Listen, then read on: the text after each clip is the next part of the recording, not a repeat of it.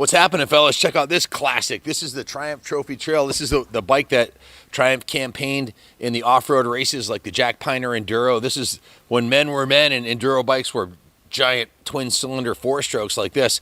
This is a hell of a machine for on-road or off-road. It is the original Enduro bike, and as far as I can tell, this thing's 100% original. We haven't had one come in nearly this nice into the museum here or Kaplan Cycles for display and or sale ever. We have had two come in that were a father-son pair that sat for many moons. We auctioned those off. They bought north of $5,000, and they weren't nearly this nice. This one is absolutely beautiful. Has all the original chrome, original headlight, original fenders on it. Even has the original exhaust, which is something you never see on these bikes because they normally rust out. And this one appears to be in like new condition.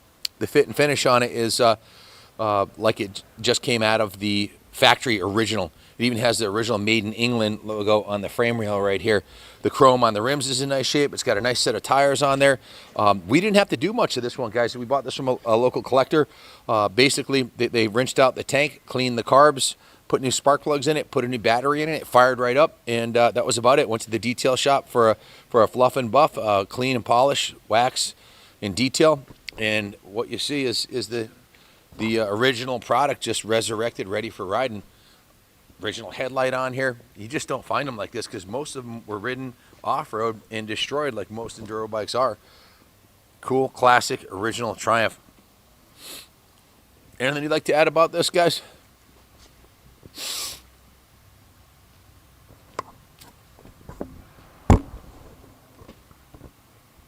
Yeah, Ken, this is a really nice, well-preserved bike. A lot of these bikes were used off-road, as Ken was saying, in enduros and whatnot.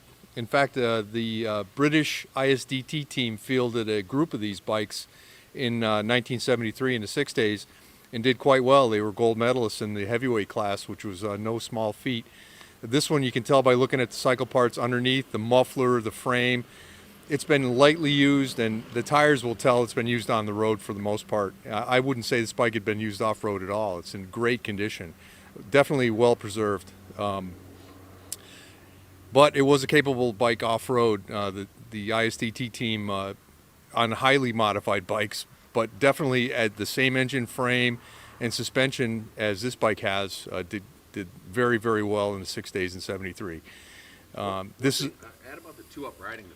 Yeah, this bike has the original graphics still in place, and that seat would accommodate a passenger for some light use. It's got passenger pegs, so you could use it to ride down to the beach, which I would do. And I just love the charm of the bike. It's got right-hand shift. That's a lovely, in my opinion, a lovely addition to the bike. It's the end of the era for right-hand shift, and it has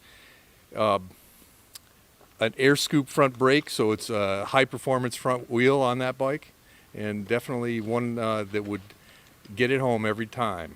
Lightweight, low center of gravity too. The last few trophy trails we've had were all rusty basket cases that had motocross tires, maybe indicative of the use, Bill. Yeah, I would say so, Ken. This definitely shows light use.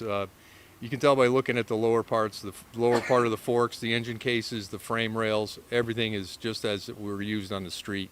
I turned it around because sometimes the lighting affects the colors on the tank and everything. Yeah, these bikes were a 1 year effort from Triumph.